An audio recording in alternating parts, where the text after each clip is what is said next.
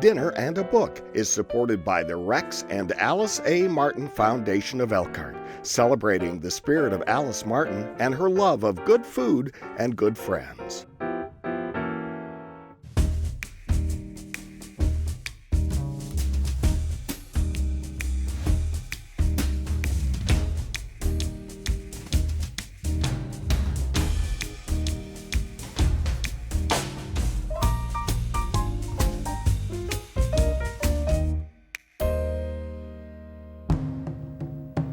Transporting historical novel, The Woman Who Read Too Much, Bahiyyih Nakhjavani immerses us in the hierarchical world of mid-19th century Persia. I'm happy to be joined by Mana Derakhshani, Professor Emerita of French and Intercultural Studies, to discuss the theologian and poet who planted the seeds for the contemporary Iranian women's rights movement. And there's so much more to say about this revolutionary time. Welcome, Mana. Thank you. And thank you for suggesting this novel, which I absolutely loved. Yeah, so did I. And the reason I picked it up initially is that the main character, Tahireh, who is never named in the novel, right.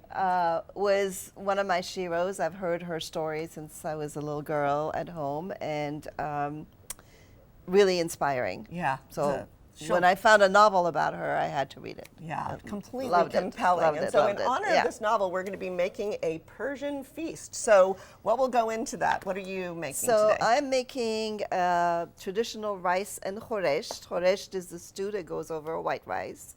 And today I'm making a green bean and tomatoes khoresht with garbanzo beans to make it vegetarian, because traditionally it's made with chicken or lamb or beef. Mm-hmm. And then April is making... I've got the easier job, I think, some accompanying dishes. So a beautiful Persian salad with cucumbers and tomatoes and red onion, very lightly dressed with lemon and olive oil and fresh herbs. And we'll have an herb platter to have with lavash bread and feta, and also a beautiful drink, a fizzy a sort of minty yogurt drink that will cool down the palate from some of these dishes. So, and tell us what you're doing here to get started on the potato and rice dish. The rice dish, again, traditionally, the bottom of the rice pot, where the rice is crispy, was a delicacy. It's called tadik, and everybody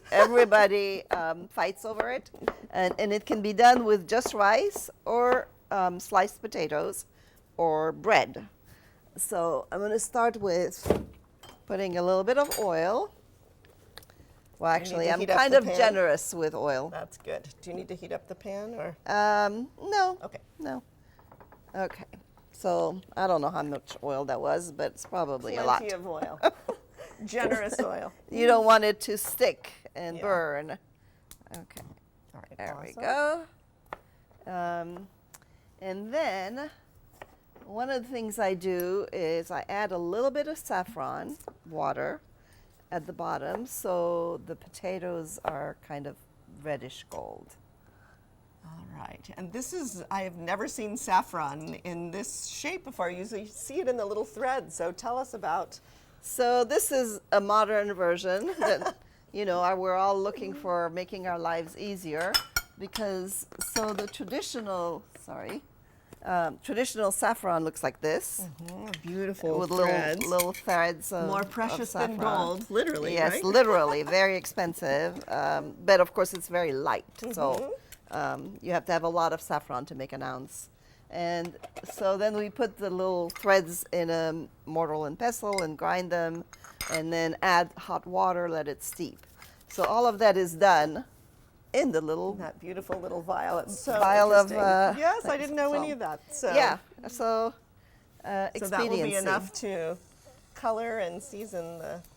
All right, they're sizzling in there. They are, so because that tells me all right, it's a little too high. While you're getting that started, let's talk just a little bit about the historical moment of this novel. It's set in 1848 in a part of the world that probably a lot of readers are less familiar with. I have to say, I just felt like I was dropped into this world and everything was new and fully realized as we kind of learn what life is like at this moment in time. So can you describe a little bit about? Well, 19th century Iran was, well, the beginning of in the introduction of modernity in Iran. And much like the rest of Europe and the United States, more Europe than the United States, there were lots of revolutionary movements at that time. 1848. 1848. In Iran, there were beginning to be all these movements that were, they were trying to bring more openness and fight against the old world order, change things, making it less oppressive for certain categories. And as you said, Iran was very, very hierarchical at that time. Not that it isn't anymore, but and the power was with the king, the Shah dynasty of Shahs, and the clergy, which influenced a lot what the Shah was doing. So just to explain what I'm doing here, I'm adding this rice has already been parboiled. And rinsed first, right? Is that right? So to make Persian rice, first of all, it's basmati rice, and I rinse it 4 or 5 times, then soak it for at least an hour more if you can, but not like all day either. And then I boil it. I boil some water, add the rice and salt, and when the rice comes up, because it's boiling, you test it a little bit and make sure it's al dente. You don't want it cooked all the way because it's finishing cooking now. On top of the potatoes. Oh, it smells fantastic. Like steaming. Okay. Anyway. All right, so let's talk a little. Go ahead. Can I finish Yes, just the revolutionary stuff? Yes, that's great. So one of the things that happened in Iran, and I don't know if you want to talk about the parallel with Seneca Falls. Absolutely. Is in 1848, in July of 1848, at the same time or almost, when the women were gathering in Seneca Falls and talking about the rights of women, there was a gathering in Iran, mostly including men, who were trying to change things and bring a new system and structure in Iran. And the only woman at that gathering was Tahirih Qurratorain. And she wanted to demonstrate how important change was. Sorry, I'm taking a minute to set my alarm. And how crucial and revolutionary the movement was. And in order to illustrate that physically, she came out of behind the veil where she was sitting during the conversations without her veil. And it was traumatic, absolutely traumatic. Shocking for all the men. Mixed promiscuous company, as they might say, in the 19th century. Were so distraught, some of the men actually, that they pulled out their knives and cut their throats. They didn't, and nobody actually killed, but drama. Very dramatic, very, very dramatic. So she sets a kind of earthquake off. And interestingly, of course, she's the eponymous woman of the title. She's not named in the book, but what makes her so dangerous? Because she reads, right? Yes, the woman who read too much. She was literate. Higher class women were literate generally, but she was extremely literate, and her father had encouraged her to study. She had participated in conversations with men about theology, poetry, and she was also writing. She was writing poetry and lots and lots of letters to, correspondence around Iran and Iraq and all. And she went on pilgrimage with her father. Anyway, she was a very independent woman. Yes, indeed. So, and I'm just going to say a little bit about this salad, which is super simple ingredients, but you put dried mint in with the vegetables here. And then I'm going to make a very simple vinaigrette with fresh lemon, a little bit of olive oil, salt and pepper to dress it very lightly. And this will be a nice, a little tart side to these rich, wonderful stews here. So, so maybe we can, before we talk a little bit more about this mysterious poetess, can we say a little bit about women's worlds in Iran? We said it was hierarchical, but in the novel, none of the women are named. No one is named. No one is named. Not even the men. That's right. So people are identified by their categories. So mother, wife, sister, daughter. What is the author getting at with that kind of strategy? It's very powerful to read. Well, in a way, I think she says that a little bit in the postscript, that she's trying to create metaphors and allegories of really what her point being to describe a moment in time where women were basically shut out from life, except for life in the Andaruni, which is the interior side of the house, where only family and women were allowed.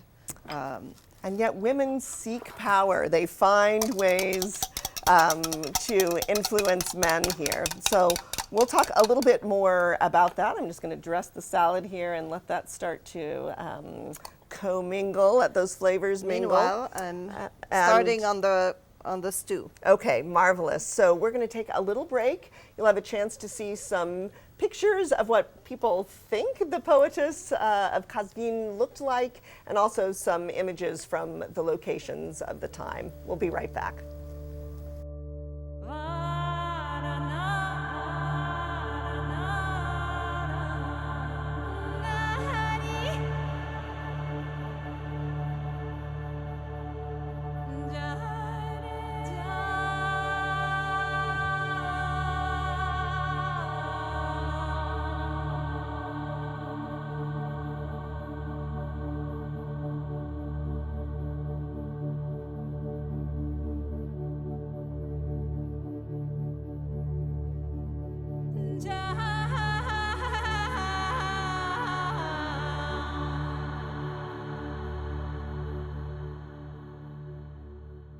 Right, Mana and I have been cooking up a Persian feast here, talking about the book, The Woman Who Read Too Much by Bahiyyih Nakhjavani. And tell me what you're starting to brew here in your pot. So this is for the stew, the khoresht. I started with oil, again, a generous amount of oil, and some diced onions. I'm letting it get transparent, and I'm going to add the spices in a minute. All right. And the spices are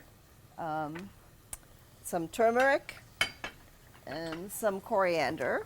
All right. And then we'll, once that's done, I'll finish dicing the green beans and add the green beans. Smells absolutely wonderful. And I'm making a classic Persian herb dish called Sabzi khordan. Of course.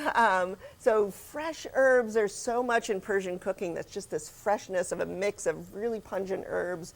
So on this platter is going to be some lavash, this flatbread that we'll cut into pieces that will be friendly to pick up in a hand, and then you can make a little pocket with fresh herbs, walnuts, and some feta cheese. So I have the pleasure of putting that together while I think you do something more difficult. So do you want a little story about the sabzi khordan? Yes, please. Of course I do. In a book about stories? Traditionally, for any meal where you set the table, you have to have a platter of herbs and cheese and stuff. And the folklore says, grandmothers generally advise their daughters who are married to have a last, after they're done with their meal and they're done eating, to have a last bite of bread and cheese and herbs in order to avoid getting a second wife in the house. Oh, okay. So their husband doesn't get a second wife. All right, that is the power of herbs. That's right. It's magic. So let's talk a little bit about the women's worlds in this novel. We've said it sort of in 4 parts, and it's about sort of women in relation to men. So there's a first section on mothers, a section on wives, a section on sisters, and a section on daughters. Let's talk a little bit about, the way that women's worlds were separated, and also the way women kind of jockeyed for power within the limits of the huge limits. The physical domain of women was the Andaruni, which is the Persian homes are divided into a Biruni and an Andaruni. The Biruni is the part that's exterior, where people can come and go, anyone, guests, whatever. And the men dominate Biruni. And the Andaruni is the women's world.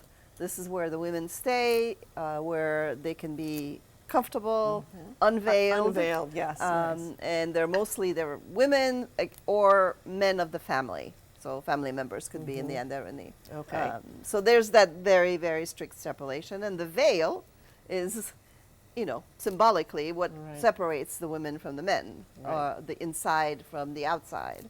And these women that Bahiyyih Nakhjavani describes in these 4 parts work subversively to influence the Biruni, the exterior, to influence what's happening in the world, because they have no other power.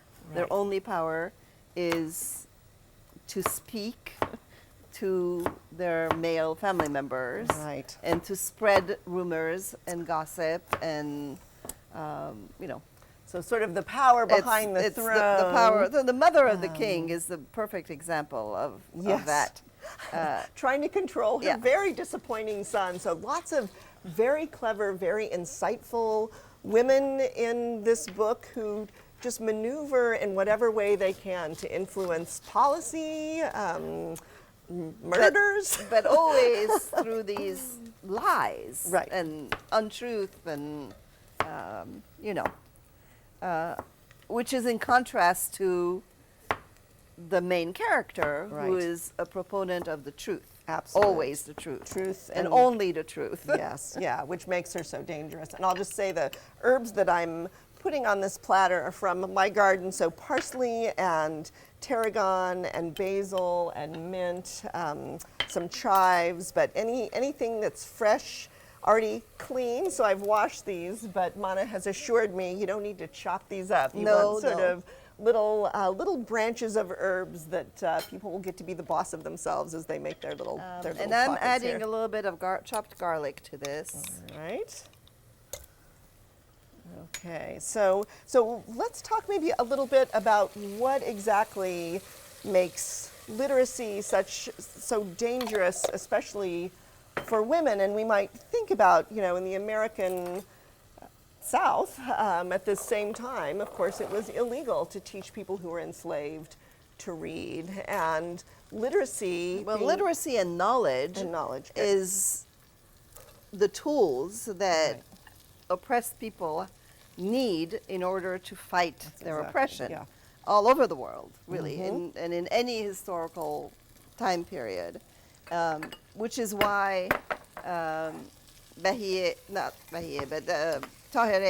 the main character, is so dangerous to the men and to the people who have power. And in fact, is this a good time to read? That would be wonderful while I start this yogurt and mineral water drink here. So Bahiyyih Nakhjavani says about her influence, she was showing them, the women that she was teaching, how to inscribe their lives on the pages of history. So how to exist in a way, because if you're erased from history, it's almost as if you've never existed, right? And then how to decipher motives, inscribe actions, interpret the world.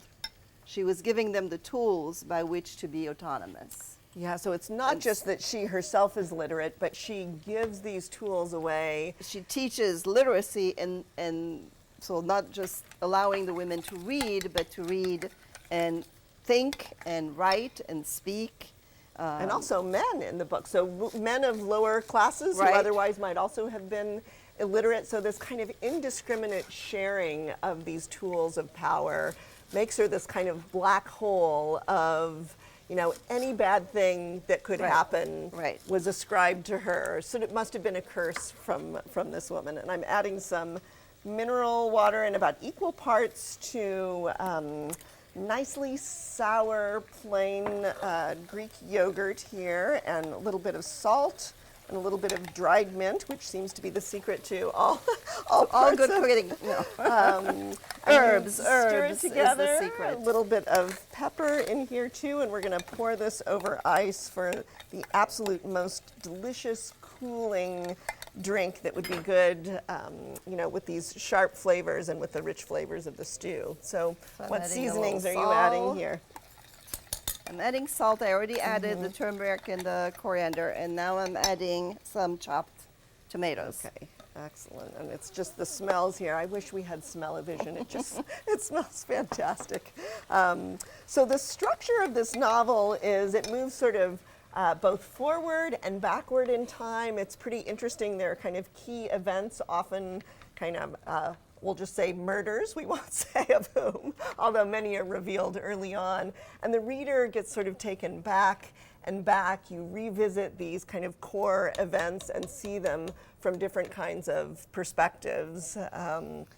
But there's a lot of humor in the book as well. It's a serious and worrying time, a violent time. But can you talk a little bit about the writing style? Yeah, Bahiyyih Nakhjavani's style is very tongue-in-cheek. Very, She yes. describes the court, she describes the Andarani where the women lived, and all of these characters with you can see like a smile on her face, Oh, like she's absolutely. It's laughing extremely as funny. she explains, you know, how these women were tricking the men sometimes and each other, and you know all of the ways in which they asserted their power. It reminded me so much of, you know, comedy of manners like Jane Austen. Jane Austen, absolutely. These tiny worlds in which people are maneuvering and there's misunderstandings and insights, and women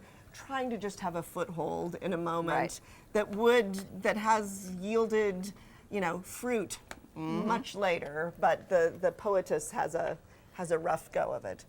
So, what I have in my hand are dried limes. So I'm going to crush them. Okay. You ready? Yeah. And Right, then and when you add those in, we'll go I'm to a gonna- little break here. So this I'm going to gives add it them a- to the stew, which is going to give them tartness and flavor. Okay, it smells wonderful. So we're going to take a little break, and you can see some of the other books written by Bahiyyih Nakhjavani, and we'll be right back.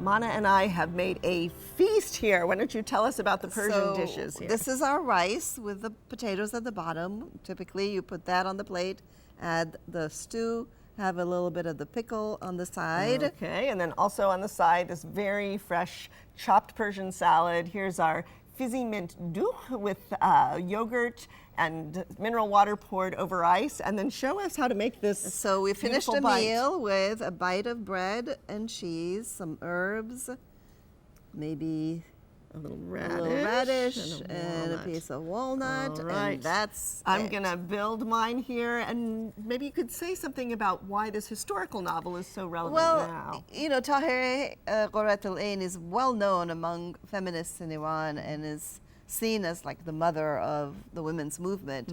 And so even today, as the women are protesting and trying to get rid of the veil and get more rights, she's still very inspirational. Yeah, absolutely. And it is an inspirational book to read.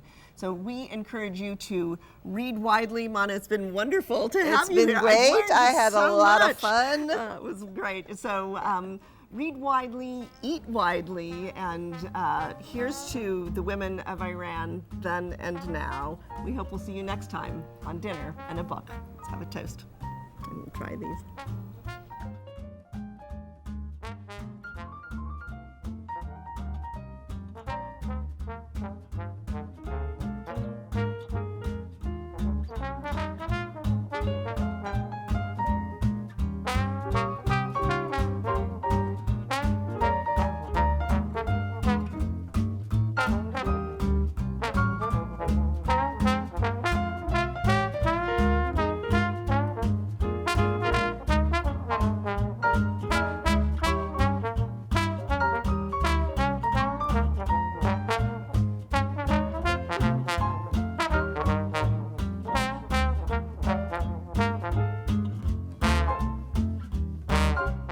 This WNIT local production has been made possible in part by viewers like you.